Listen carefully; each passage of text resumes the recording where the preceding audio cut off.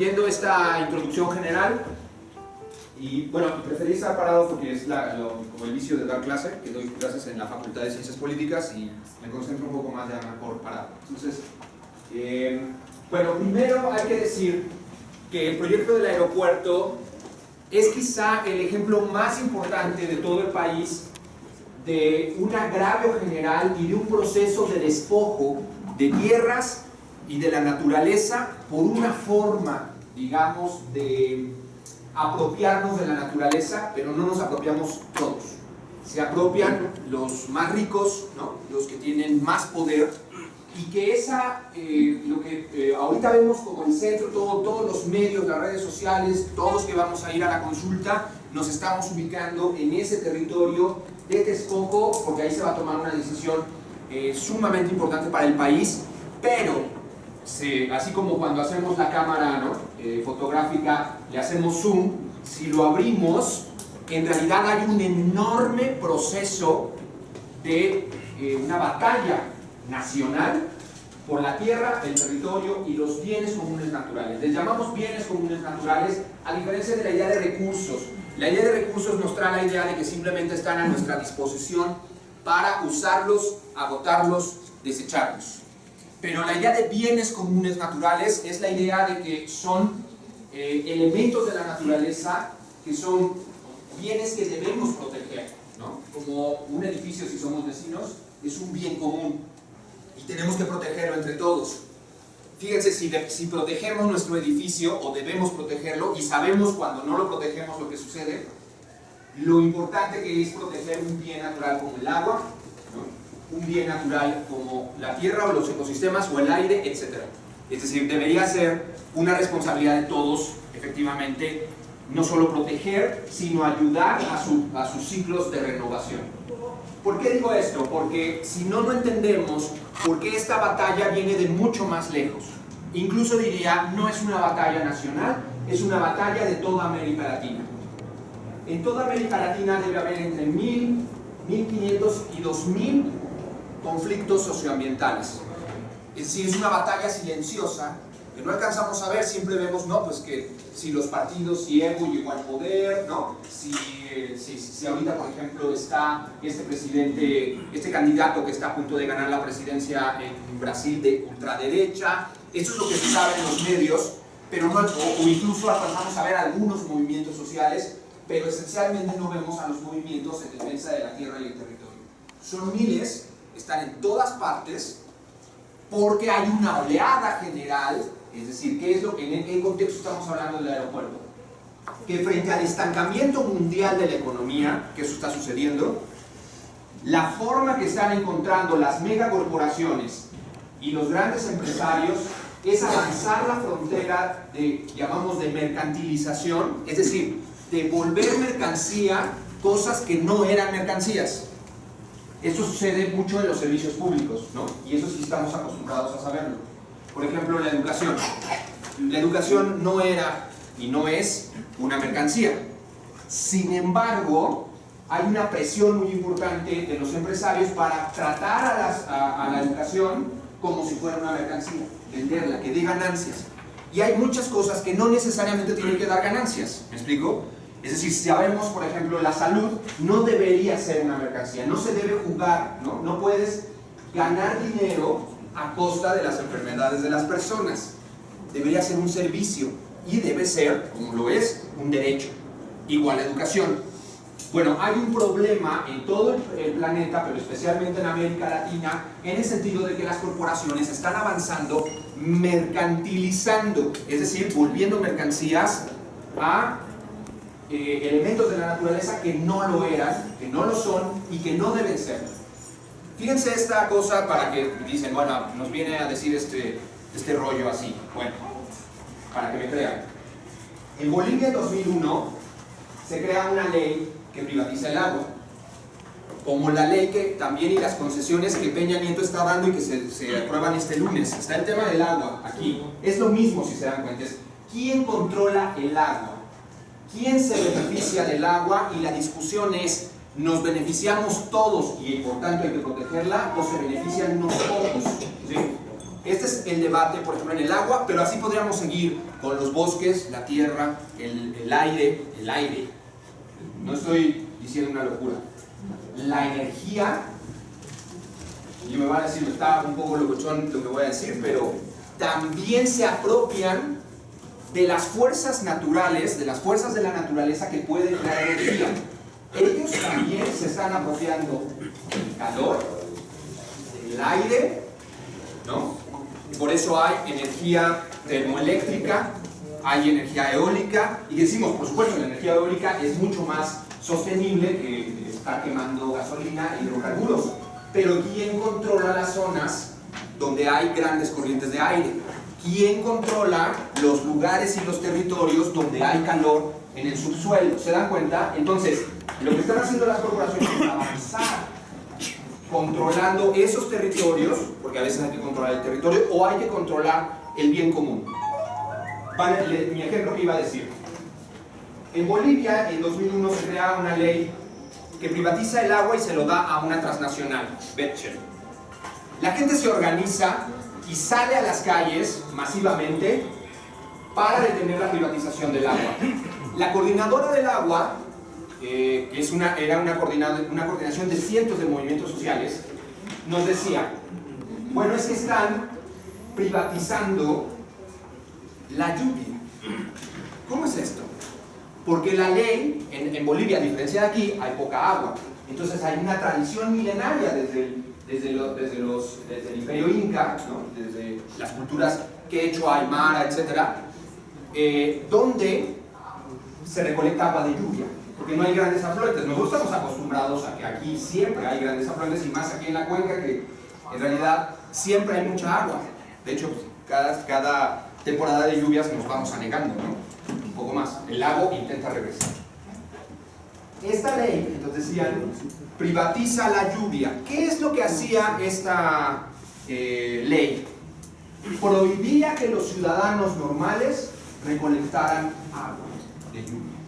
Hasta ese nivel, ¿hasta dónde pueden llegar las corporaciones para obtener ganancia? Si se dan cuenta, es un modo indirecto de privatización. Es decir, por supuesto no pueden controlar las nubes, pero sí pueden, digamos, reprimir a los ciudadanos que hagan una práctica tradicional y una práctica lógica. Si no tienes agua, te recolectas, haces un pozo. ¿Sí se dan cuenta? Esto es muy importante porque hasta dónde pueden llegar para apropiarse de la naturaleza y beneficiarse económicamente, estamos llegando a límites que rayan en la locura. Ustedes conocen a Monsanto, ¿han escuchado hablar de ellos? Sí. Es una compañía que formalmente crea productos tecnológicos, paquetes tecnológicos para mejorar la agricultura. ¿Y ustedes han oído hablar de la semilla Terminator? Terminator suena feo, ¿verdad? Sí. Todos han visto la película Terminator. Sí. ¿Qué hace Terminator? Acaba con todo. La semilla Terminator está modificada genéticamente y tiene una mejor producción. Sí, germina más rápido, crece más rápido, es más resistente. Es decir, es una super semilla, ¿sí? Hasta ahí todo bien, efectivamente. Pero hay un truco. Los campesinos van, compran la semilla, se benefician de la primera cosecha y dicen, wow, ¿no? Esto está fabuloso, me hace ir más rápido en la producción, gano más. Pero resulta que la modificación genética que ha hecho esta compañía hace que esa semilla a la segunda generación de cultivo no germine. Es decir, el campesino se ve obligado a regresar a la compañía para volver a comprar una vez más. Y si se fijan, han creado así una privatización de la semilla, por decirlo así, que obliga al campesino ahora a depender de la corporación. Es un avance terrible, porque si por un lado avanzan hacia el cielo, por decirlo así, privatizando las nubes, pero pueden avanzar hacia las semillas, privatizando, digamos, un saber también que ha sido milenario, y es que todas las culturas han compartido las semillas desde hace mucho tiempo, desde que se creó, que inventó la agricultura, y es decir, son saberes de 20.000 años. Imagínense todo lo que hubo detrás para que los pueblos originarios pudieran saber de las semillas cuáles germinaban, a qué ritmo, cómo se debían cultivar, etcétera, para que llegue una corporación y empiece a modificar su ritmo natural y además se apropia de ellas y va monopolizando cierto tipo de semillas. ¿Hasta aquí ya los asusté un poco? En ese contexto estamos. Es decir, es una batalla por la naturaleza. Pero no es una batalla de, a ver, yo quiero más agua, y no es una batalla de tú a tú, es una batalla asimétrica. Ellos tienen un enorme poder, enorme poder, y los pueblos, las comunidades, los ambientalistas, el sector académico, las ONGs, tienen poco poder y están tratando de contener, detener, mitigar esta ofensiva sobre el territorio.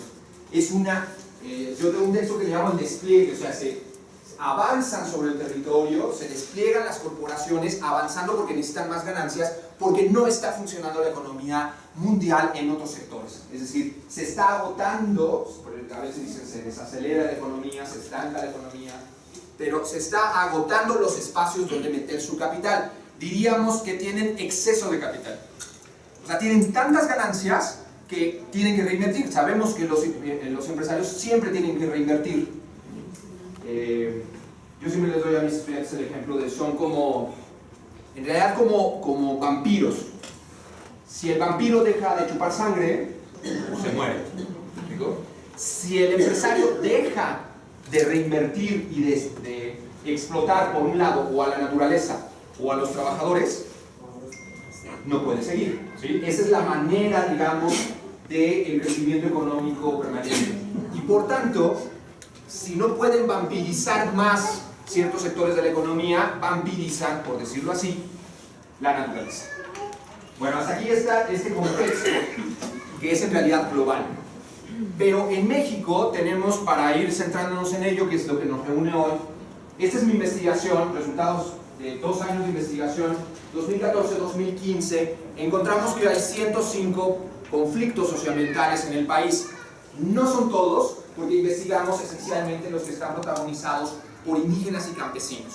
Es decir, los vecinos, ¿no? Los habitantes de barrios, los que no están organizados de manera comunitaria o de manera agraria o de manera étnica, es decir, indígenas, no están en este conteo. Solo estamos contando, y solo de estos 2 años, los conflictos que hay en todo el país en torno de algún tipo de conflicto que tenga que ver la naturaleza. Entonces, de estos 105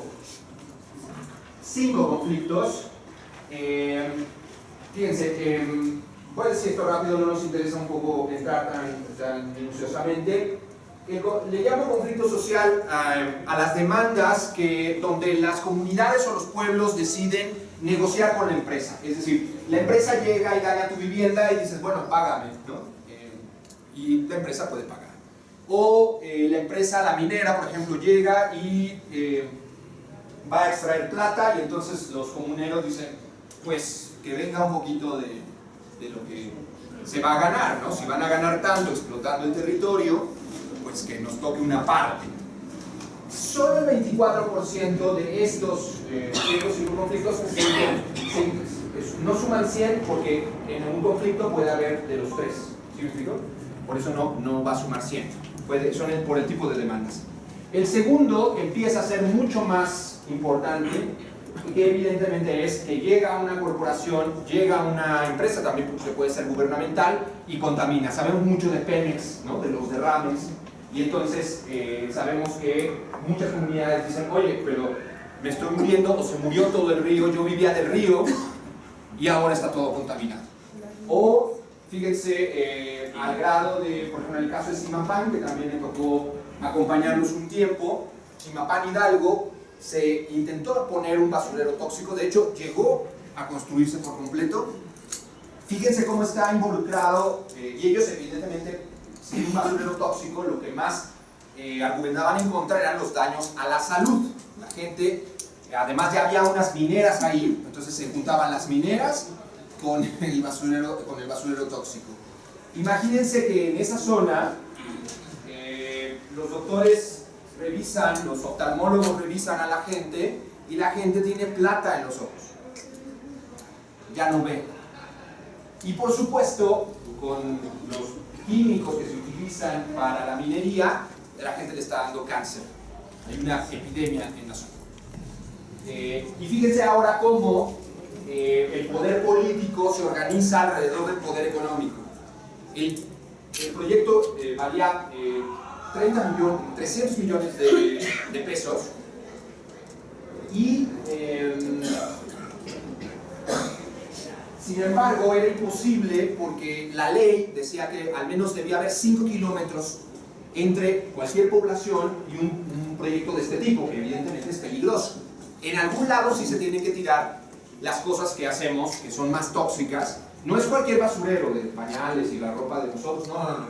Estamos hablando de basura industrial, de basura también hospitalaria, es decir, de grandes químicos, de grandes materiales que realmente pueden ser peligrosos, ¿sí? Fíjense cómo en Hidalgo se reúne el Congreso con todos los partidos y votan para cambiar los 5 kilómetros a solo 2 kilómetros. Es decir, ahora sí que la mafia del poder, organizada para entregarle la tierra a una corporación que de ninguna manera podía tener acceso. Ahí está. Sin embargo, el 73%, y esto es importante y solo aunque es importante lo veo rápidamente, es cuando la gente dice no porque aquí es la tierra de mis abuelos, no porque aquí están enterrados mis muertos, no, y esto es importante, que no lo vamos a ver en el aeropuerto, no porque soy campesino y quiero seguir siendo campesino. Yo les preguntaba la semana pasada en la universidad, les decía, era una plática como esta, con otra exposición, con un tema más amplio, y les preguntaba, a ver, ¿qué son? Y me decían, no, yo soy ingeniero forestal, yo soy bióloga, ¿no? Y decía, imaginen, no sé, ¿aquí qué son? A ver, ama de casa, ¿qué más? Sus oficios, sus profesiones. ¿Cómo? Mercadóloga. Mercadóloga. ¿Alguien más? ¿Qué quiere decir su profesión? Promotora cultural. Promotora cultural. Imaginen que en un... Editora y mercadóloga. Imaginemos que en este momento llega alguien externo y les dice, bueno, ¿cómo se llaman ustedes, compañeros? Alejandra. ¿Alejandra? Laura. Alejandra, Laura. Y que llega él y les dice, bueno, ya no van a ser ni editora ni mercadóloga a partir de hoy. Alguien más lo decidió. Y les dicen, ahora van a ser bioquímicas. Pero van a ganar mucho. Y ustedes dicen, pues se oye bien, pero ¿qué dirían ustedes? A ver, díganme rápidamente. Pues necesito experiencia, investigar, estudiar. Pero no importa, le voy a dar mucho dinero. A ver, ¿tú qué dirías? No, pues es que necesito prepararme para poder tener el conocimiento para poder ejecutarlo, si no, pues ¿cómo? Muy bien, ¿y qué sentirían de su propia profesión? No, pero no, pues sí. Además, ¿no? ¿Por qué? ¿Qué te pasa? ¿Qué te pasa? Imaginen entonces ahora que los... Gracias. Imaginen ahora que llega un proyecto y les dice, ustedes campesinos, su forma de vida no sirve, es poco desarrollada, y ahora van a hacer la limpieza del aeropuerto, ¿no? Bien, ¿van a ganar más? Oye, pero ¿quién lo decidió? ¿Quién decidió sobre nuestras vidas? ¿Quién decidió sobre mi profesión? ¿Quién decidió sobre mi comunidad? ¿Quién decidió que yo iba a transformar mi vida sin preguntarme? Culturalmente todo. Exacto. Entonces, culturalmente el conflicto etnoterritorial tiene que ver con una historia de los territorios. Hay pueblos que además han sido despojados desde hace mucho tiempo, no ahora. Y esto es importante. ¿Por qué? Porque en el caso de la tribu Yaqui, que a lo mejor ustedes conocen, o han oído hablar, resistieron primero al Imperio Español, llegaron a ciertos acuerdos, luego el Porfiriato los sacó muy gravemente del territorio, y ahora que Calderón puso un acueducto y les quitó el río Yaqui, o una parte del río Yaqui, lo que en la memoria del pueblo yaqui lo que aparece es una nueva invasión, es un nuevo agravio, es un nuevo despojo. Es decir, sienten lo que han sentido durante 300 años. Es decir, que alguien llega y se apodera de su territorio, no les pregunta, los invade y toma decisiones por ellos y les impone una forma de vida que no es la suya. ¿Se dan cuenta? Es así de grave y se puede ir a muy lejos si planteamos la historia de los pueblos, su vínculo cultural con el territorio, con la tierra y sobre todo, y con eso quiero terminar esta parte, con sus saberes productivos. Estamos acostumbrados a pensar que los conocimientos son efectivamente las del bioquímico, ¿no? En la universidad, en la ciencia. Pero imaginen todos los saberes que hay alrededor de un lago, es decir, de sus especies, ¿no? las que viven ahí, las temporadas, cuándo se llenan los afluentes. Tengo, en el caso del río Verde en Oaxaca, imaginen a los pescadores que vivían del afluente y de los peces que hay. ¿Cuántas especies hay? ¿Cuándo desovan? ¿Cuándo se debe pescar? ¿Cómo se debe conservar? Son saberes prácticos. Ahorita nosotros nos dicen, a ver, pesca. Y en primer ni sabemos cómo, ¿no? Pero es, a ver, ¿cuál es cuál? ¿No? ¿Qué tamaños son? ¿Cuáles ya se pueden comer? ¿Cuáles no? ¿Cuáles hay que dejar en el río? ¿Con qué otras especies conviven? ¿Se dan cuenta? Es decir, si uno lo piensa de esa manera, los saberes productivos hacen a los campesinos o a los pescadores o a los habitantes de ese territorio expertos en su territorio, expertos en su forma de vida, en la cual nosotros siempre llegamos y decimos, bueno, eso no es conocimiento, no importa, o... Entonces esto es muy importante porque la gente defiende también el etnoterritorial, no me quiero detener mucho en esto, pero para comprender el problema hay que entender que los pueblos están defendiendo su modo de vida, pero su modo de vida no es una cosa solo en sus cabezas. No solo la cultura está en las cabezas, está en las prácticas colectivas, en los rituales, en la manera de ver la naturaleza, pero también en las prácticas productivas, materiales, objetivas. Exacto. ¿Hasta aquí vamos bien? Bueno, no va muy mal, pero ¿vamos bien? ¿Alguien tiene una duda, pregunta, comentario, sugerencia? Bueno, a ver, avancemos. Ahora, muy rápidamente, para entender los conflictos en los que se encuentra inmerso el aeropuerto. Encontramos que el 52% de los conflictos tiene que ver con el extractivismo. Es decir, las corporaciones llegan y solo necesitan un material. El extractivismo es el más agresivo sobre el territorio porque evidentemente solo necesita o el petróleo o el mineral, ¿no? El cobre o en ciertos casos, como vamos a ver en el aeropuerto, material pétreo, ¿no? Necesita tesontle, necesita basalto. Esto es una ciudad y vean el hoyo, el tamaño del hoyo de la minería a cielo abierto. Este es el extractivismo. Vamos a la que sigue. Un poquito más, estas no las saltamos, estas tres. La que sigue. La segunda, que es la que nos interesa para tratar el día de hoy, es que el 34.3% de los conflictos tienen que ver con la mega infraestructura. ¿A qué nos referimos con mega infraestructura? Todas las sociedades crean estructuras sociales. Necesitamos puentes, necesitamos casas, necesitamos lugares comunes. Pero hay un tipo especial de mega infraestructura, por eso le pusimos mega, en el sentido de que la escala es impresionante, faraónica, podríamos decir. Así como se les ocurrió hacer las pirámides de Egipto o la muralla china, en la cual sabemos murieron millones de personas porque para hacer ese esfuerzo impresionante, claro, son impresionantes hoy, no están súper lindas y es parte de una cultura milenaria que hay que estudiar y por supuesto respetar, pero detrás de las pirámides de Egipto hay miles de esclavos muertos. Solo fue posible bajo ese esfuerzo. Igual la muralla china, es decir, nadie fue simplemente a construirla porque le parecía que era muy lindo construir la muralla. Hay mucha gente que fue obligada. Así como hay digamos, ese costo social, sí, muchas gracias. Así como el costo social es impresionante, el costo ambiental de estos megaproyectos es impresionante. Muchas gracias. Aquí la tengo. Muchas gracias. Ahora, ¿de qué estamos hablando de esta mega infraestructura? Pareciera como siempre hay un discurso de los empresarios del gobierno de que estos medios son indispensables. pero lo que vemos es que en realidad intentan interconectar zonas. Por ejemplo, la carretera México-Toluca,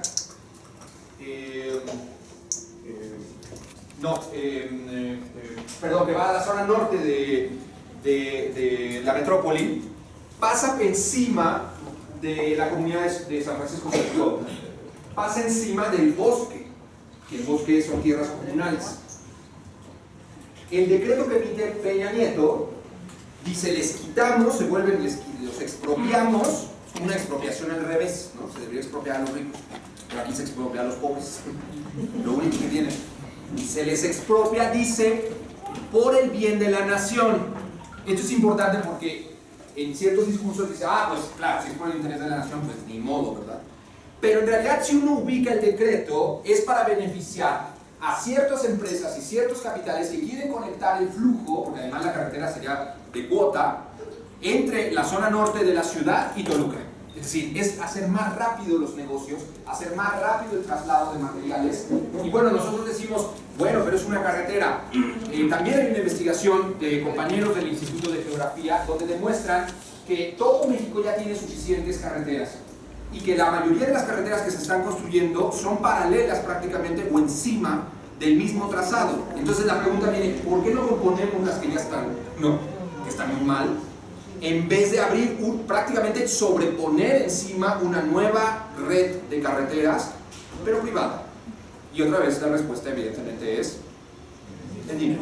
Es una mega inversión, ojo, que terminamos pagando nosotros, porque de algún lado tiene que salir.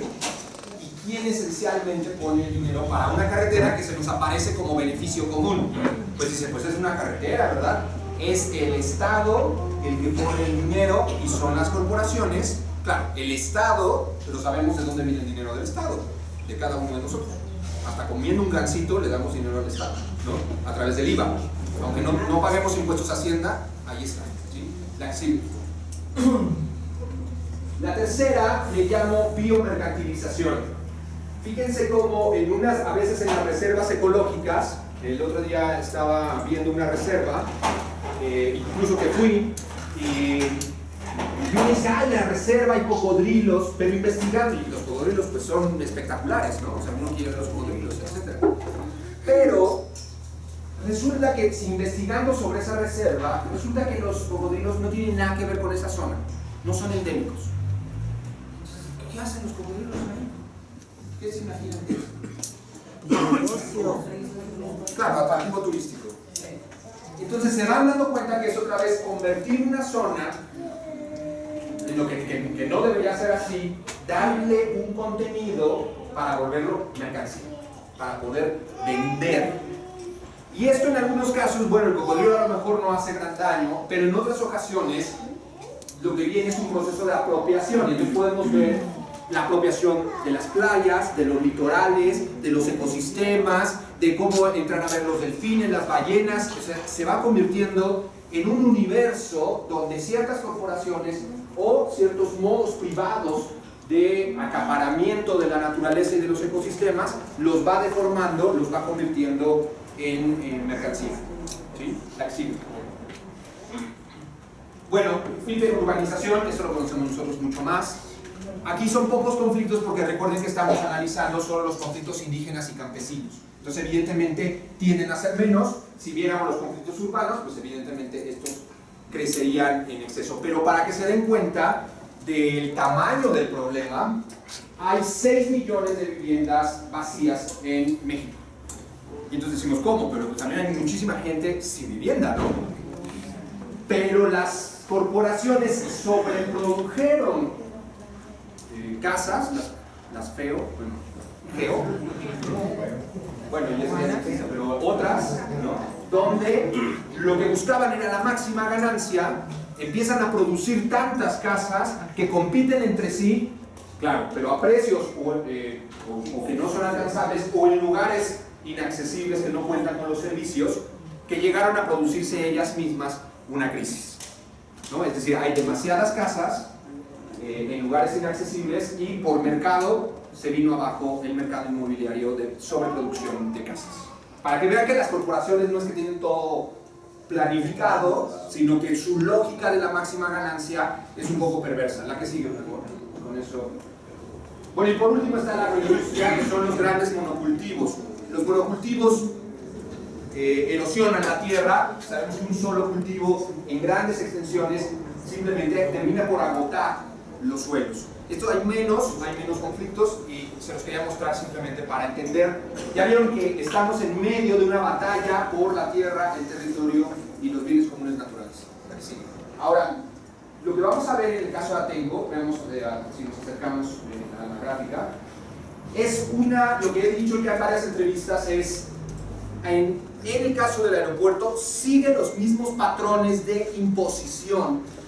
¿Y cuáles son esos patrones de imposición que encontramos? Miren, ¿cuáles son los daños que encontramos en los 105 casos a nivel general? Daño ambiental, destrucción de los bienes comunes naturales. ¿Qué diferencia hay? El daño puede ser parcial y en cambio la destrucción, como en el caso de Minera San Javier, el cerro de Minera San Javier en San Luis Potosí desapareció. No es que se dañó un poco, le comieron un cacho, no, ya no existe. Así, o sea, es destrucción del bien natural. Pérdida de control de los bienes, es decir, a veces, como los compañeros de Xochicuautla, entraban al bosque, también se recolectaba hongos, ¿no? Y te los llevas para tu casa para comer, ¿no?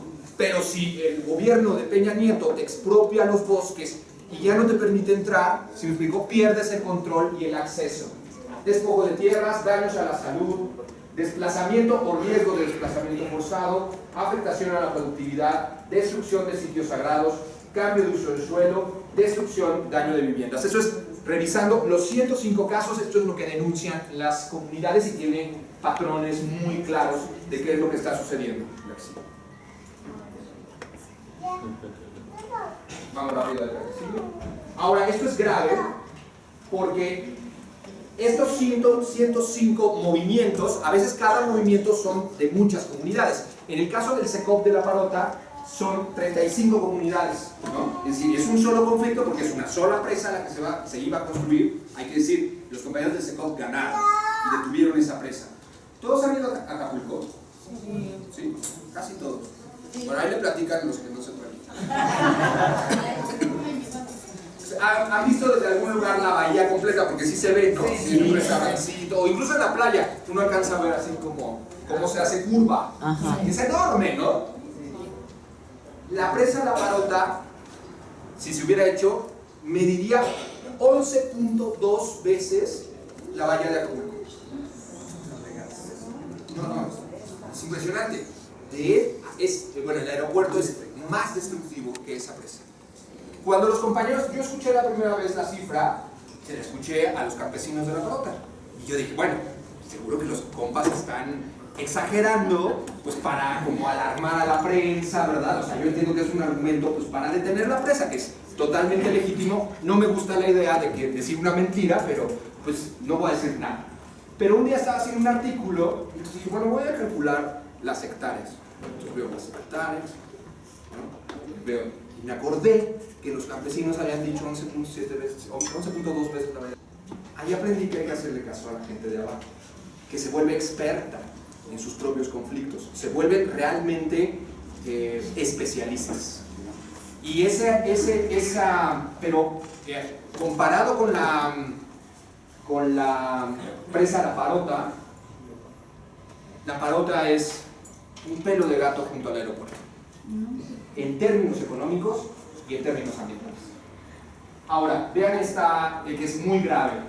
Así se impone, no es nada más de que avanza en la dinámica de la mercancía sobre el territorio, la dinámica de la máxima ganancia de los empresarios, sino que los movimientos, las comunidades, no se pusieron de acuerdo entre ellos, sino que nosotros vimos con cada uno, les hacíamos la misma pregunta.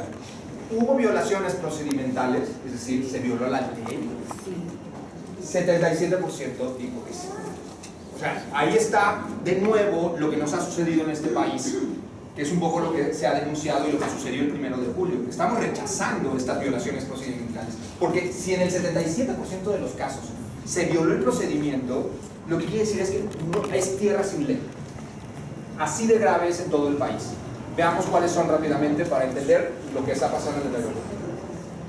Ahora, ¿Cuál es el principal, y que ya nos meten en el tema del aeropuerto, la principal denuncia? No hubo consulta libre, previa e informada. Es decir, los pueblos indígenas tienen derecho, según el convenio 169 de la Organización Internacional del Trabajo, a ser consultados. Esto ha sido un largo proceso de las últimas décadas, donde los pueblos originarios, para no ser destruidos, han acudido a instancias nacionales e internacionales para defender sus territorios y sus modos de vida. Hay acuerdos también en relación en la ONU que ratifican de alguna manera el sentido de los derechos al territorio por los pueblos originarios. Y entonces, ¿qué mandata? ¿Qué es lo que dice este convenio internacional? Lo que dice es, si tú vas a hacer un proyecto, un megaproyecto, tienes que preguntarle a esos pueblos si están de acuerdo. Previamente, es decir, no cuando ya empezó, ¿no? Consulta libre, es decir, no los vas a poder manipular, comprar, ¿no? Que sucede todo el tiempo con los priistas, etc. E informada, es decir, no nada más se va y se les pregunta, ¿estás de acuerdo o no? No. Tiene que haber un proceso de información. El proceso de consulta, por ejemplo, que va avanzado y que además en ese mismo proceso los pueblos tienen que participar, o sea, los pueblos tienen que decidir, a ver, ¿cómo nos van a consultar? No es de que nos traen papelitos, no. Es nosotros participamos como pueblos en el diseño de la consulta. Ese proceso, hasta ahora exitoso, más o menos, va en las comunidades de la COPUDA, la Coordinadora de Pueblos Unidos en Defensa del Agua. Son pueblos zapotecas de los valles centrales de Oaxaca.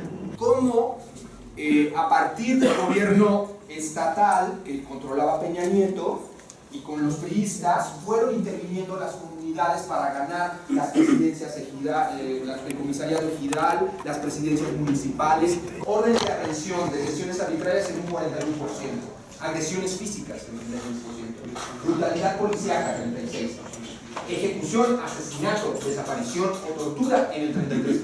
Ya hay un compañero también muerto en el caso del aeropuerto, el ingeniero Jesús, que es una de las comunidades opositoras por la extracción de material de prisión política, o sea, presos políticos en el 21%. Esta imagen de lo que está sucediendo en el país, ¿qué les provoca? ¿Qué opinan? Muy rápidamente para ahorita pasar al aeropuerto. ¿Qué sienten? ¿Qué opinan? Esta información, ¿qué concluiría? A ver, si nos quieren decir tantito, a ver, una línea chiquita. Abuso de poder. Abuso de poder. Sí, la impotencia, ¿no? que se da en todos los órdenes. Vas a entender las situaciones de apego. Exacto. Todo eso, yo como persona, las mujeres son violadas, si las mías están condenadas. Así es. ¿Alguien más? La agresión a la sociedad. La agresión a la Todos sociedad. sus ámbitos. ¿Quién más? Allá atrás. Imposición de lo que quieren hacer con tal de sacar beneficio en contra de la gente que habita, en contra del hábitat, en contra de lo que sea para beneficiarse. Así es. ¿Alguien más? ¿Cómo? Sí, por supuesto. ¿Qué más les provoca? ¿Qué conclusión llega? Indignación. Bueno, pasemos al caso que nos convoca, pero me parecía muy importante entender el contexto en el que se desarrolla este conflicto. No es uno solo, es el más grave, sí hay que decirlo, es el más grave de todos, no solo por lo que se juega, que ahorita hablaré rápidamente de eso, sino también por el impacto y también por lo que va a provocar en esta ciudad, en esta cuenca del valle. Entonces, para empezar, algunas características del aeropuerto que todos estamos a veces como ya informados en alguna parte, pero vale la pena regresar sobre ello. Primero, el aeropuerto efectivamente está en los terrenos de Texcoco y el primer error que se dice es pero son territorios simplemente que no sirven, ¿no? Son tierras prácticamente desiertas. El paso del viejo lago de Texcoco es la parte más profunda de la cuenca. Todos sabemos que vivimos en una cuenca. De hecho, por muchos años le hemos dicho el Valle de México, pero no es un valle, es una cuenca, una cuchara, ¿no? Cóncava, por eso decimos cuenca. Y entonces quiere decir que todo el agua se va para adentro y por eso había estos 5 lagos. Los 5 lagos no se secaron simplemente porque pasó algo, sino porque los secamos. y de hecho los secamos cotidianamente. Ustedes dirán, ¿cómo es eso? Pues es que es una contradicción, es una zona. Por eso quizá los mexicas y todos los pueblos que vivían alrededor de una zona muy rica en recursos naturales, muy rica en bienes comunes naturales, porque había mucha agua. Y esa agua provocaba los bosques de alrededor, la biodiversidad, etc. Pero esa agua, pues ¿de dónde viene? Cada año viene de la temporada de lluvias y se acumula en la cuenca, que no tiene salida. Y por eso nos inundamos cada año. Por eso siempre digo que el lago intenta regresar, bueno, los lagos intentan regresar cada año. Y nosotros luchamos, por decirlo así, contra el lago, contra algo que es natural. Es decir, es natural que esta zona con mucha agua, con muchas lluvias, y es natural pues porque la orografía provoca que se acumule esa agua. Entonces, ¿cuál es hay dos niveles de contradicción cuando decimos yo prefiero el lago? ¿A qué lago nos estamos refiriendo? Y son dos en realidad. Uno, que es potencial, porque es las investigaciones hasta antes de que Peña Nieto decidiera que el aeropuerto se hacía en Texcoco, había numerosos proyectos de rescate de toda la zona. Es decir, la idea de que es ilógico, porque además nos vamos a quedar sin agua muy pronto en la Ciudad de México, pero es raro porque es una zona con mucha lluvia y que se acumula el agua y no tenemos agua. ¿Cómo puede ser esto? Y decíamos, porque esencialmente desde los españoles lo que se intentó es secar el lago, luchar contra el agua. Entonces esta cosa ilógica e irracional, lo decimos, pero si las lluvias y la cuenca no hacen que el agua se quede, nosotros decimos que se vayan. Entonces y gastamos cada vez más dinero, cada vez más infraestructura, y claro, la infraestructura lo resuelve. Y por eso, claro, lo resolverá cada vez menos porque hemos visto cómo en la Ciudad de México cada año es cada vez más un desastre, como el circuito, ¿no? O el periférico se llena de agua, nos inundamos, porque cae tal cantidad de agua que no da el drenaje para sacar de la cuenca tanta agua que deberíamos recolectar. Y lo que hacemos, y que se creó a finales del siglo XIX con Don Porfirio, pues es el gran canal, el gran desagüe de la Ciudad de México. Es decir, ese lago viene cada año y lo mandamos con aguas negras por fuera de la cuenca. ¿Se dan cuenta de la locura? Entonces, ¿qué es lo que plantean los biólogos, especialmente Fernando Córdoba, que es parte de la campaña? Que al poner el aeropuerto ahí, perdemos la oportunidad de regular las aguas en favor del regreso. Ya no va a regresar aquí al Zócalo, ¿verdad? Pero es la última zona de recuperación de los lagos, que era la visión de Nabor Carrillo. Nabor Carrillo lo que decía es que hay que regular el agua y esa zona rescatarla en vez de tratar de simplemente expulsar el agua de la Ciudad de México y de la cuenca. Ahora, esa cuenca es inundable por todos lados porque ya he dicho que es digamos el tapón de la bañera que es la Cuenca de México. Es el último lugar, ¿no? Entonces, como en cualquier lugar sabemos que cuando vemos en la bañera, la última agua se junta alrededor del tapón. Ese es el tapón, ese lugar es el tapón. Y por tanto, es el que más se inunda. Y por tanto llega agua de todas partes. Ahorita lo vemos en un mapa, ¿no? Entonces, hay un problema con tomar la decisión. Entonces decía yo, el primer lago, el que ya no existe, porque lo secamos, el lago de Texcoco lo secamos, combinándolo con aguas negras y enviándolos por fuera de la cuenca. Entonces, el primer lago que matamos con el aeropuerto es el que podría regresar para regular el agua de la Ciudad de México.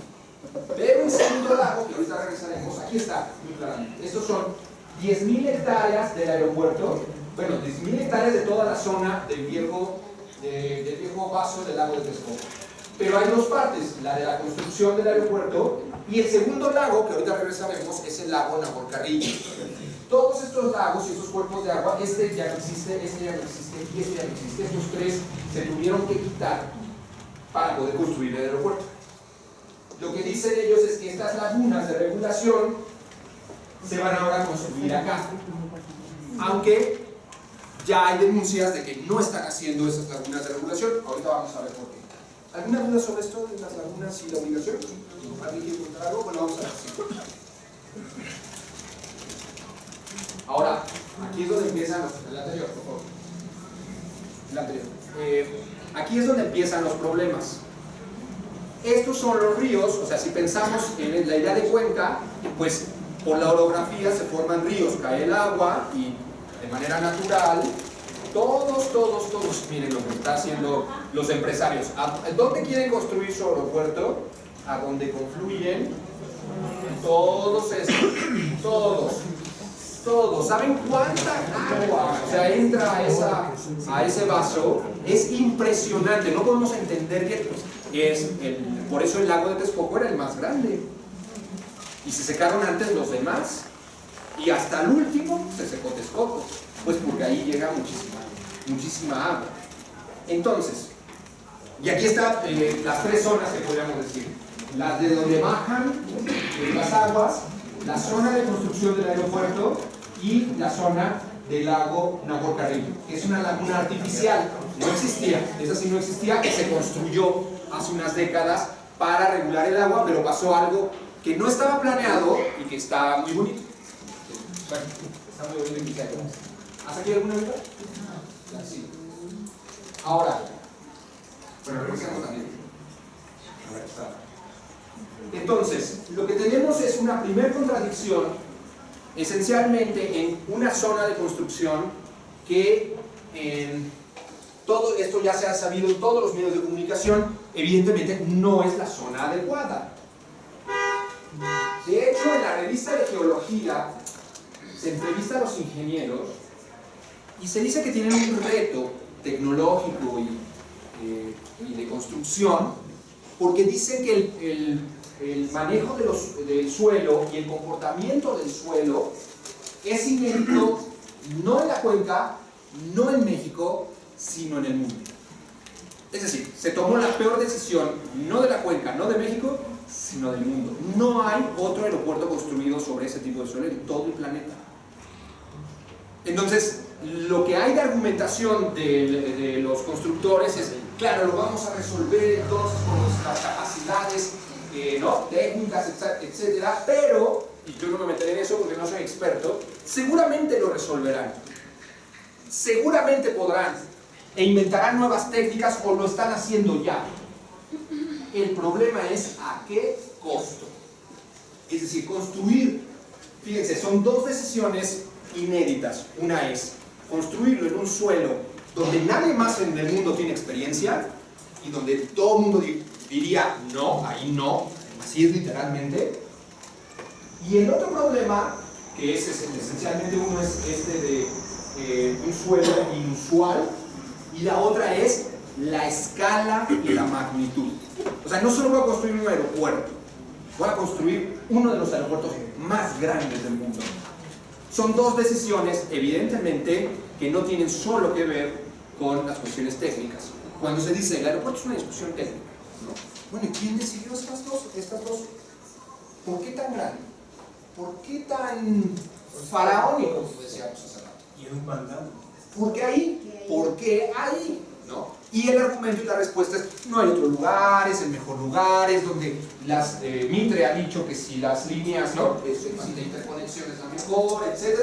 Pero vamos a ver que la decisión las consecuencias de estas dos decisiones son catastróficas. Primera decisión catastrófica y sus consecuencias, veamos la que sigue.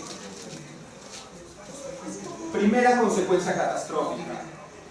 Si el suelo es inusual, por supuesto ya hay técnicas, incluso la revista de geología dice cómo estaban debatiendo los ingenieros, debe hacerse así, no, debe hacerse de esta otra manera. No es una decisión sencilla. Y en esas decisiones había un ingeniero que tenía una solución, y que es una de las técnicas, una de las posibles 9 técnicas para poder construir ahí.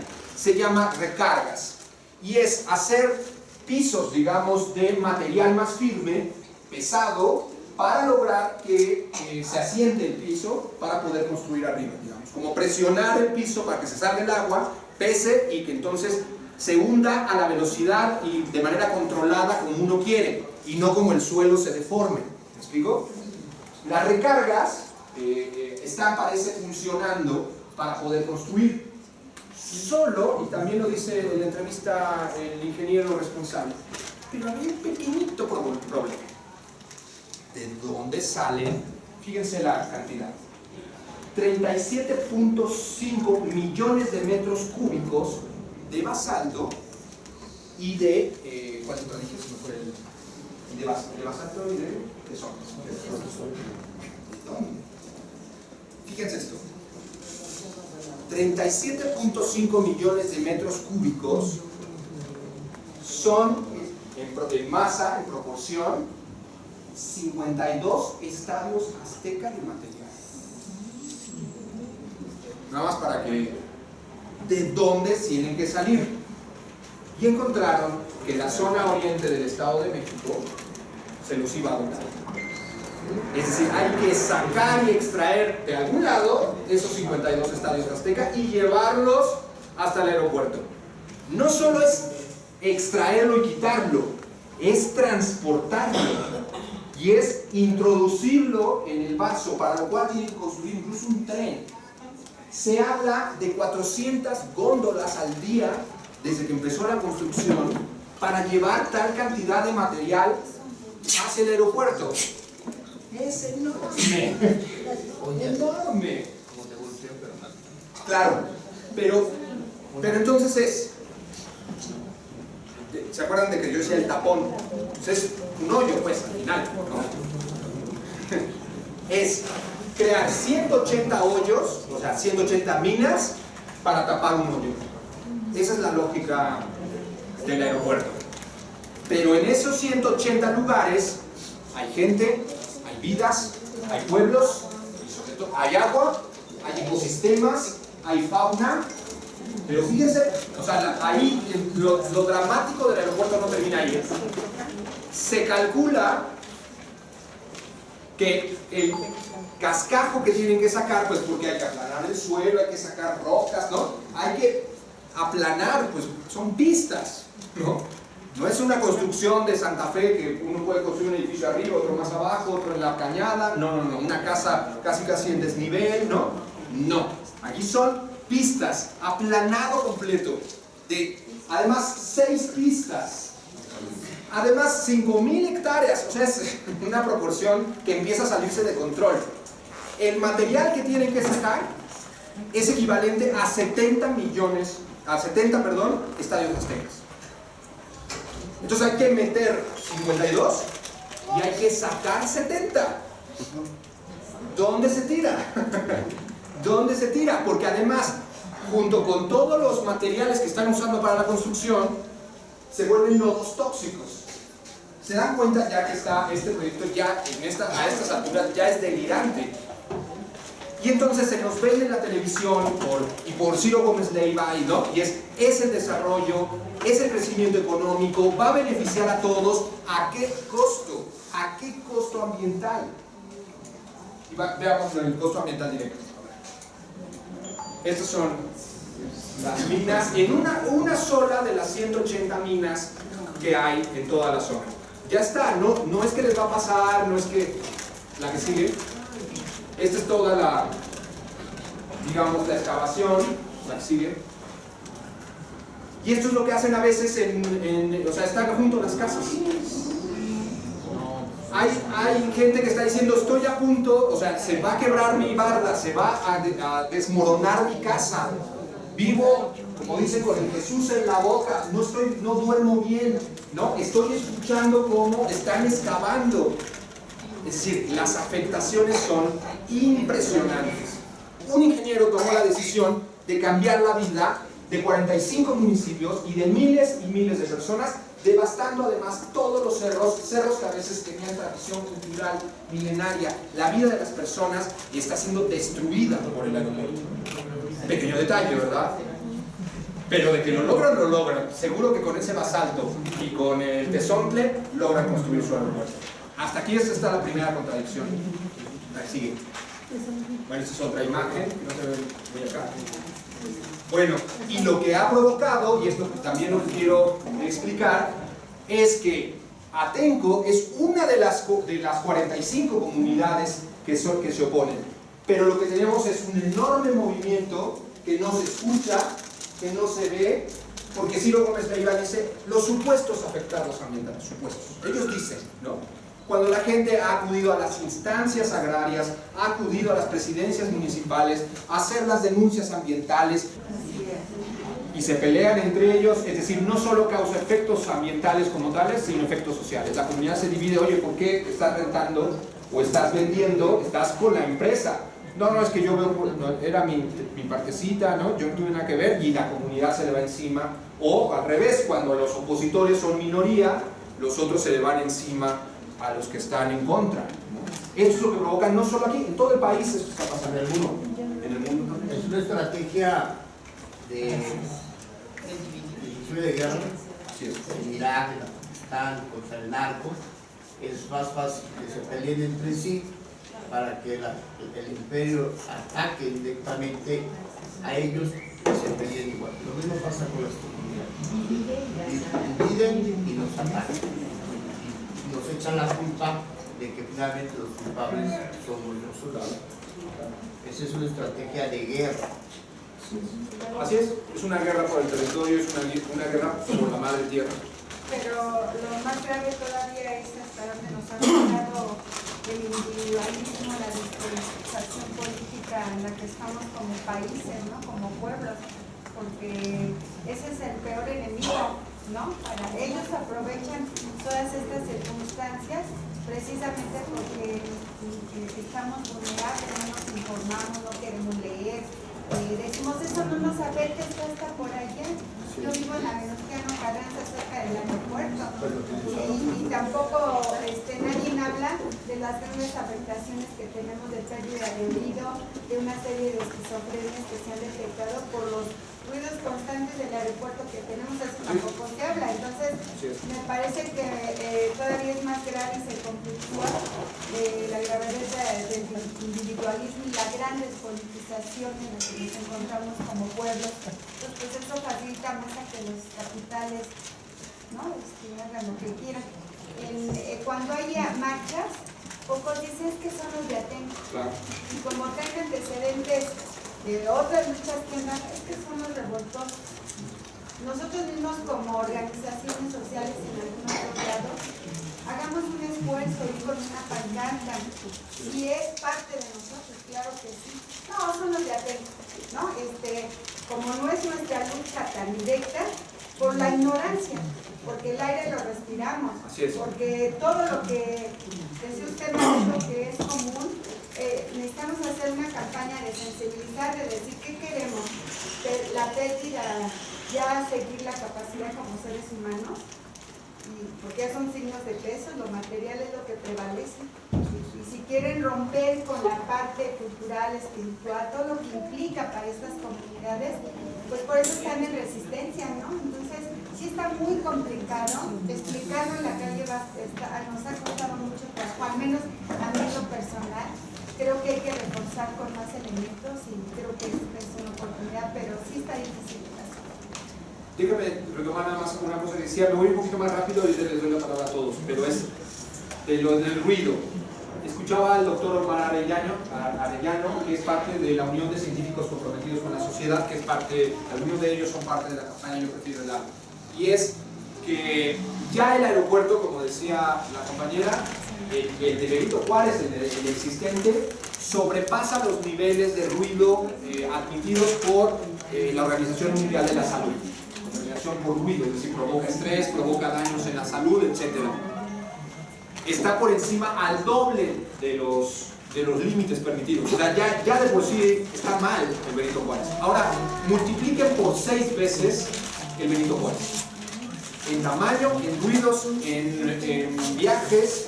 Es decir, pensar siempre en estas cosas colosales es simplemente insostenible, ¿no? Puede ser sostenible en la construcción, puede ser insostenible ambiental, social, en la salud cultural. Avancemos un poquito más para entender la otra contradicción. Una es la que ya hemos visto, la eliminación de la posibilidad de la regulación del regreso del lago de Texcoco. La otra es, hemos visto los afectados ambientales en todo el Estado de México. Y la tercera es cuando dicen yo prefiero el lago, ¿cuál lago? El Nabor Carrillo. El Nabor Carrillo es un lago de regulación permanente que se creó en efecto para, hay tanta agua, entonces digamos, la diriges hacia lagunas temporales, ¿sí me explico? Porque en el hoyo que se va el agua no alcanza, ¿no? Es tanta agua que se te viene el agua de regreso y se inunda toda la zona. Entonces hay que guardar temporalmente, por decirlo así, el agua en lagunas de regulación antes de que la capacidad del drenaje, ¿no? Puedas hacer que se vaya el agua de manera ordenada, por decirlo así, que fluya. Sin embargo, el lago Navorcarrillo, a diferencia de las lagunas de regulación, es un lago permanente. Laguna de regulación es como que pasa el agua, ¿no? Ya se te fue, ya tiene la capacidad y dejas abrir la compuerta, por decirlo así, y se vacía. Entonces las lagunas se llenan, se vacían, dependiendo de cuánta lluvia, de las necesidades, etc. El lago no. El lago es permanente. Como se creó de manera permanente, provocó una restauración de la zona que se considera uno de los éxitos, aunque parcial, de rescate ecológico de todo el país. Es decir, esto es lo que deberíamos estar haciendo. ¿Y qué pasó? Que cuando se creó el lago Navorcarrillo y se empezó a restaurar el ecosistema a partir de los años, empezaron, además de una fauna muy grande, pero no es la fauna lo más importante ahí, regresaron las aves migratorias que tienen su trayecto desde Canadá y Norteamérica y que bajan en ciertas temporadas a un clima más cálido, que es el de la cuenca.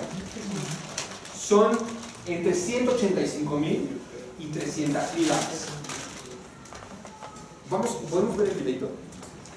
¿Cuánto dijo? 185,000 y 300,000 aves. A ver, veamos si nos sale el videito. Bueno, mientras les voy diciendo, ¿cuál es la contradicción? Bueno, el propio Mitre, bajo las normas internacionales, habla de que no debe haber un cuerpo de agua o algo que atraiga a fauna nociva. ¿Nociva para quién? Para los arqueólogos. A menos de 8 kilómetros de distancia de los aeropuertos en general. ¿Qué distancia hay entre el Navorcarrillo y las pistas? Menos de 3 kilómetros. ¿Se puede construir un aeropuerto cerca de un cuerpo de agua? Sí. ¿Se puede construir con aves cerca? Sí. Pero en la cantidad que hay, ¿se explicó? Y tan cerca, implica un riesgo. Lo que estamos denunciando en la campaña Yo Prefiero el Lago es que lo que decidieron con agua, haciéndolo como discursivamente para no decir que van a secar el lago, es que van a utilizar el Navorcarrillo como laguna de regulación. ¿Sí se dan cuenta de la diferencia? Termina de ser lago permanente y lo vuelven laguna de regulación. Pero si va a estar seco en varias temporadas del año, ¿a dónde llegan las aves? Así lo mostraron las empresas de un problema financiero, económico. Aquí hemos visto que es también un problema socioambiental, muy claramente. De su lado, de ellos, está lo ingenieril, lo financiero. De nuestro lado está lo ambiental, lo social. Pero hay un elemento más que es fundamental para comprender el aeropuerto. Esta batalla no es ni técnica, ni financiera, ni incluso ambiental. Es esencialmente una batalla política entre dos grandes fuerzas.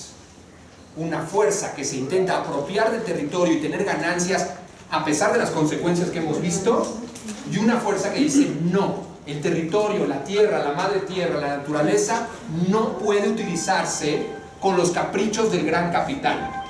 Y por eso yo creo que lo de Andrés Manuel es muy importante haber convocado esta consulta, porque en realidad esa batalla que se podría dar a golpes nos lleva a una batalla en las urnas, una nueva batalla, es la misma que la del 1 de julio, porque lo que se va a decidir en la consulta es quién manda en este país.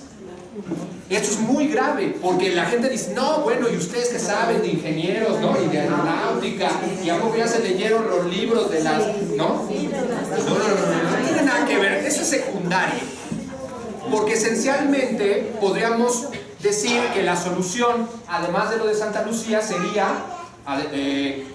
También la construcción en Tizayuca, fortalecer Toluca, el sistema de aeropuertos intermedios que no provoquen un gran daño ambiental, van a provocar daño ambiental, pero que sea menor, y en suelos más firmes. Es decir, hay soluciones.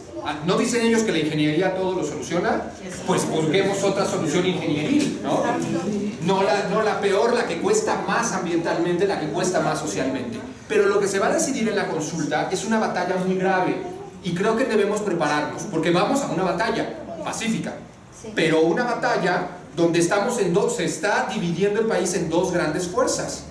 Y esas fuerzas, de un lado, están ya utilizando todo su poder económico para quedarse con la suya. Y en ese sentido es muy grave, porque entonces el mensaje que se va a... imaginen que perdemos la consulta. ¿Qué margen de maniobra va a tener Andrés Manuel López Obrador para gobernar si se queda la decisión de Peña Nieto de poner ese aeropuerto y de los poderosos de decir, se hace lo que nosotros queremos? Es decir, la consulta en realidad es una especie de referéndum popular para decir, se tiene que tomar una decisión en bien de la nación y no en bien de los intereses económicos más importantes de este país, de los grandes capitales. Se va a decidir, ¿manda el capital o mandan los pobladores? ¿Mandan los empresarios o manda el gobierno de la República? ¿Manda las mayorías o manda un interés económico que simplemente por la racionalidad del dinero nos somete a esas contradicciones? Es muy grave porque puede definir los próximos 6 años. Es una primera batalla fundamental. Dijimos, el 1 de julio no termina el asunto, comienza. Porque el 1 de julio nos puso en otra situación. Nos puso en una situación donde efectivamente se empezaron a escuchar las voces de estas personas. Por eso fue Espriu y la que va a ser secretaria del Medio Ambiente y el de Sedatu, y les dan voz en el sentido de ir a ver, ¿no? El miércoles pasado se hizo ese recorrido. Por eso se reunió el gabinete y por eso Encinas dijo, yo prefiero el lago. Porque hay una batalla política. Ahora, ¿por qué no lo puede decir Andrés Manuel? Porque la batalla se volvería frontal contra él. Es decir, nuestros votos y nuestra acción política respaldan una decisión que, aunque él la debería tomar, es imposible porque abriría la batalla ya no de manera pacífica en las urnas. Es decir, los grandes capitales están dispuestos a salir del país si no se hace lo que ellos quieren. Así le ha pasado a muchos gobiernos de izquierda. Lo que se juega es si nos arrodillan frente a la decisión de Texcoco o logramos tener una voluntad mayoritaria popular que les dice, no, ustedes no pueden gobernar, quien gobierna es el pueblo y el gobierno electo. Es muy grave lo que se juega ahí. Y entonces creo que eso hay que sopesar efectivamente con la gente. Hay que decirle, de un lado están costos, sí, materiales, y económicos y financieros.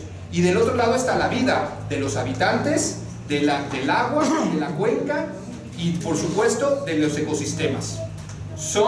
No es cuánto me cuesta estos, porque cuánto cuestan las aves. O sea, es inconmensurable, decimos en la ecología política. No se puede medir.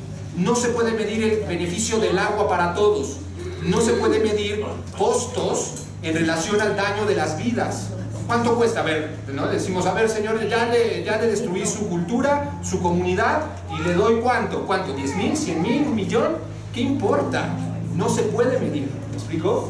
Entonces, creo que estamos frente a un momento muy importante donde efectivamente tenemos que salir a convencer a más gente de que no todo es dinero, de que hay vida y de que de este lado está la decisión tanto política como y por el voto en defensa de la vida.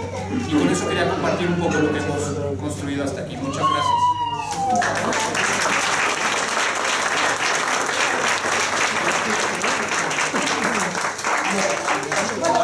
Sí, a ver, hay un par de intervenciones. Si guardamos tanto silencio para escuchar las intervenciones.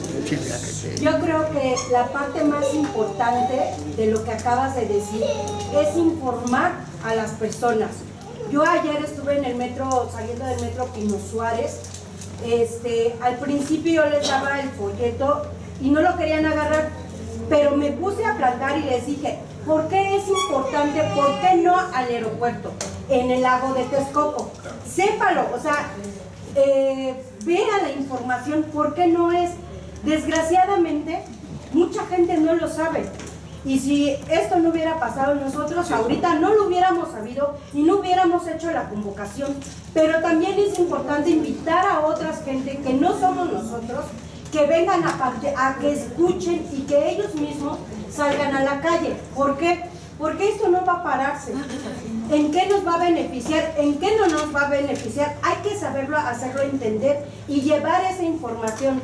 Lamentablemente me da mucha tristeza y enojo porque son gente campesina y te das cuenta inmediatamente cuando vienen de otro estado o del mismo estado de México y te dicen, no, llegas y le dices, ¿por qué no? ¿Por qué no quieres saber del aeropuerto? ¿Por qué no a esta información que a ti, a tu familia y a tus hijos al rato les van a hacer daño si lo llegan a hacer? ¿Por qué? Porque es importante tu consulta y aclararles que el día 25 y 28 es la consulta. Lo acabas de decir, son dos fuerzas muy importantes. Yo creo que el pueblo, la comunidad, los barrios, las colonias, pues hemos hecho, pero muchas veces no ha llegado la información hasta dónde nos pueden dañar, ¿no? Por ejemplo, para mí eso no va a dañar a nosotros porque estamos de paso, pero vienen los hijos, los descendientes, hay que informarle eso. Yo creo que es muy importante a que regreses y así sea cada tercer día, invitar. Yo invito a todos los compañeros a que inviten a sus vecinos, porque el informar, 1 o 2 o 3 llegan a estar aquí, vienen y se informan, y esos 3 llevan la información de uno por uno.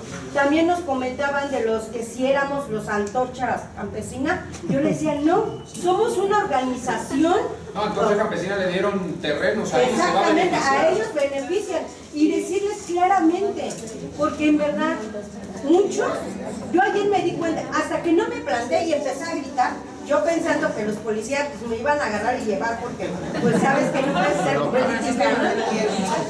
Pero si yo agarré y yo sí les dije, ¿por qué no el aeropuerto? ¿Por qué si ustedes son campesinos? ¿Por qué si ustedes son a la lucha? ¿Por qué no? ¿Por qué no llevar esta información? Cuando la gente empezó a escuchar lo que yo decía, ah no, a mí sí dame 3, ah no, a mí sí dame 4. ¿No? ¿Por qué? Porque se va la información, no me empecé a decir hablar, aunque ellos te digan, pues ¿cómo estás segura que el aeropuerto a mí me va a dañar? ¿Cómo no? Vete a ver. Yo quisiera que tú fueras inclusive yo les invité a algunas personas, si gustas ir adelante, para que te informes. Creo que es muy buena la información que nos acabas de dar, es parte de que podemos complementar para poder ir a hablar en las esquinas de las calles, informar en el metro, en donde sea, ¿no? Sabemos que en estaciones de los metros son donde llegan más y de diferentes personas de todas las, ahora sí que toda la República Mexicana, la mayoría llegan ahí por las compras porque es céntrica, pero en verdad esto de la información que nos veniste a dejar es algo muy importante y sé que esto va a dañar no solamente a nosotros, sino también a nuestra descendencia. Ese es mi punto de vista.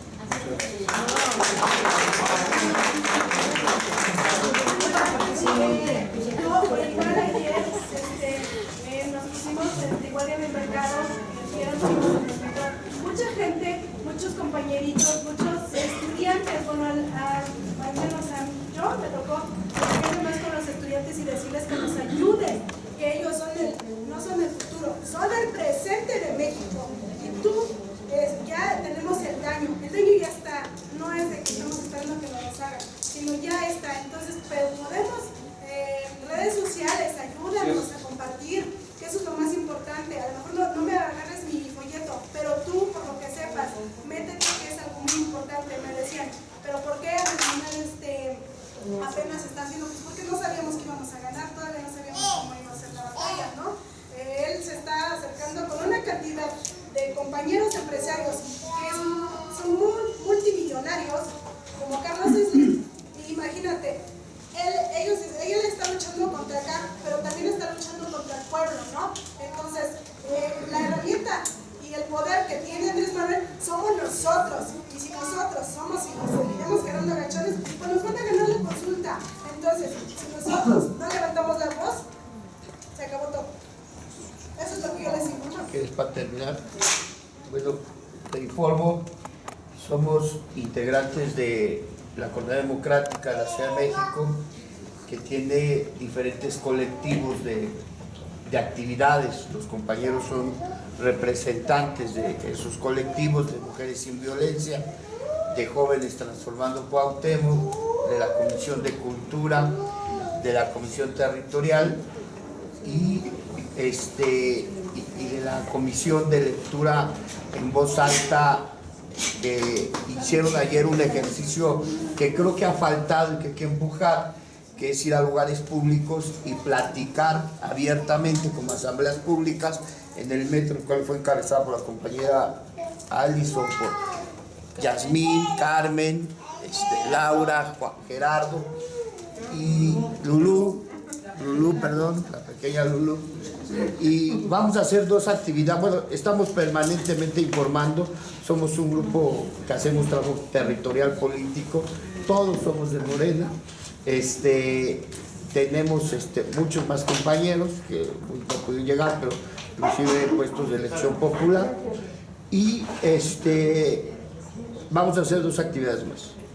Así como ellos nos están dando el avión de que no va a pasar nada, el día 19 a las 10 de la mañana en las instalaciones del grupo aeroportuario les vamos a ir a dar su avión, les vamos a ir a aventar sus avioncitos, porque no nos dejamos engañar y no nos engañan.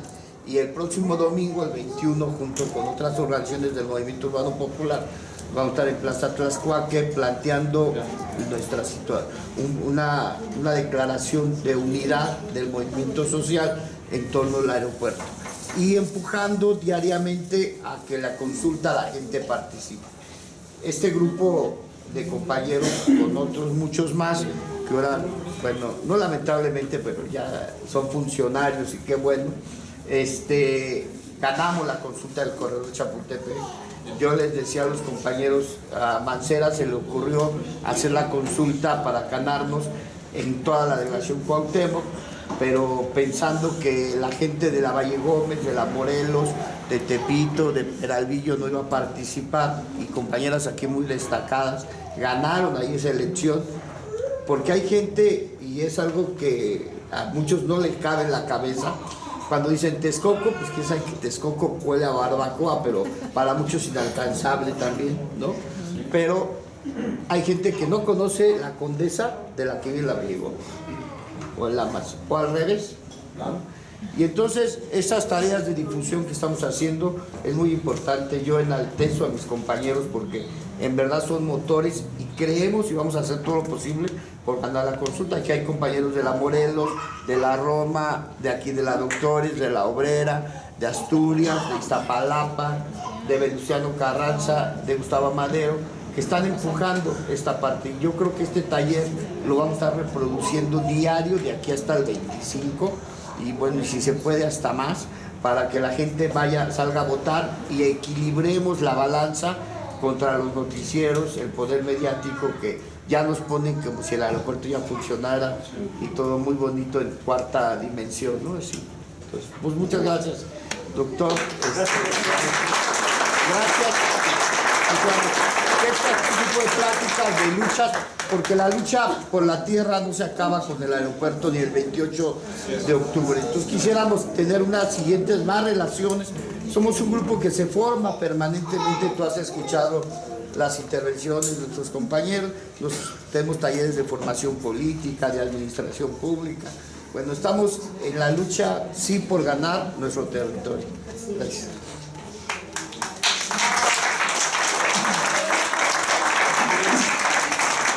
Yo les haría dos propuestas. Bueno, agradecerles la invitación. Evidentemente me mueve mucho no solo lo ambiental, como había dicho, sino esencialmente que veo la lucha de la gente todos los días. Me siento muy indignado por lo que les están haciendo a todas esas personas, pero también estoy preocupado efectivamente por la cuenca y por nuestras vidas, o sea, de todos y de todas. Y en ese sentido, pues pasar de la investigación a la acción, ¿no? Porque está muy bien investigar, yo creo que sirve, pero hay que... O sea, la vida real es que las corporaciones están ahí y quieren imponerse. Les haría dos propuestas. una de corto plazo. Electroforo. Una es que evidentemente sigan la campaña en redes sociales. Yo prefiero el lago. Está en Twitter y está en Facebook. Pero, pues de ahí pueden ver todo, hay muchos materiales. Pero literalmente les puedo enviar a través de la compañera Laura, claro, sea mucho más chapa, pero por WhatsApp. Y los 3 videitos duran solo 2 minutos, o sea, no pesan nada. Y se los envían a sus familiares, amigos, ¿no? O sea, y además para que ustedes tengan las infografías. Y entonces, si dan algo en la calle, la abren y dicen, ah, mira, ¿no? Aquí dice, y se acuerdan de 2 o 3 datos, porque no todo el rollo, ¿verdad? Sino decir los que mejor ustedes les acomoden. Entonces, les envío directamente las infografías, directamente los videos, para que ustedes los manden y hagan cadenas, ¿no? Entonces, para darles un material, o sea, además de que ustedes ya tienen, que tengan 2 o 3 materiales. Un anuncio sobre estos materiales. El miércoles vamos a lanzar una bomba contra las corporaciones del aeropuerto. Aristegui nos va a dar una exclusiva, le vamos a dar una exclusiva a Aristegui. El grupo Poder, que es una ONG que investiga los contratos, va a hacer un anuncio.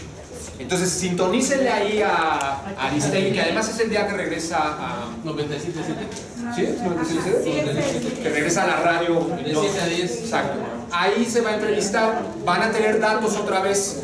Entonces ahí pueden apuntar y vamos a sacar ese mismo día otra infografía donde vamos a decir esencialmente qué grupos están beneficiando, cuánto van a ganar, cosas de ese tipo. Estamos entrando al argumento financiero, ¿sí? Para que ustedes también en la calle, en las pláticas, digan, mira, dice sí a Texcoco, le estás diciendo sí, no solo Slim, sino estos otros 4 grupos económicos, ¿no? Votar Texcoco es votar por Slim, ¿no? A lo mejor eso hay que decir. Esa es como la primera propuesta, o sea, que nos ayudemos y decirles también que el 25 se está convocando a una movilización Ángel Monumento a la Revolución, que sería como el cierre de, pues por decirlo así, de la campaña Yo Prefiero el Lago en esta fase. Vamos a sacar, hay un grupo de, hay más para los chavos, para los hijos, para los jóvenes que están acá. Lengua Alerta y varios de hip hop ya hicieron la rola de Yo Prefiero el Lago. Vamos a sacar el video también. Entonces les pedimos, ¿no? Les podemos mandar los mensajitos a veces de decir, hoy sale, véanlo, compártanlo en Facebook, ¿no? Envíenselo a más gente. Esa es como la primera propuesta, o sea, que nos pongamos, nos sintonicemos para que la propaganda pues sirva para todos, ¿no? Esa es una. Y la segunda, que me gustaría proponer efectivamente, porque la lucha por el territorio no termina el 28, más allá de su resultado, que esperemos que ganemos, que sea con voto en urna, nos da ventaja. Porque la gente esta, los derechairos, digamos, que andan por ahí, que dicen que no, que somos ignorantes, o que el desarrollo y que no pensamos en las corporaciones, en un aeropuerto grandote, dicen como nos merecemos los mexicanos, ¿no? Son muy buenos para criticar, pero poco para movilizarse y para accionar. Entonces es probable que si nos movilizamos mucho hacia el voto, ¿no?, pierda la consulta. A pesar de que las encuestas hoy digan, son encuestas de opinión, pero de ahí a que vayan a ir a votar es otra cosa. Entonces, si logramos que la gente que realmente estamos interesados e interesadas salgamos a votar, aunque no seamos millones, pero que logremos una mayoría, podemos ganar. Y a partir de eso les propondría mantener el contacto. Efectivamente, hoy fue más exposición y charla, pero tenemos diseñados varios talleres en relación a la naturaleza, al capital, a la cuenca, a los problemas de la cuenca y de la metrópoli, que si ustedes deciden y lo discuten en sus espacios, nos gustaría mucho compartir y trabajarlo juntos, como lo hemos trabajado con muchas comunidades, ¿no? Entonces esa propuesta más efectivamente de formación, y estamos pues para que nuestro trabajo sirva para las luchas populares, las luchas de los vecinos como las de ustedes, ¿no? Pues muchas gracias. Gracias.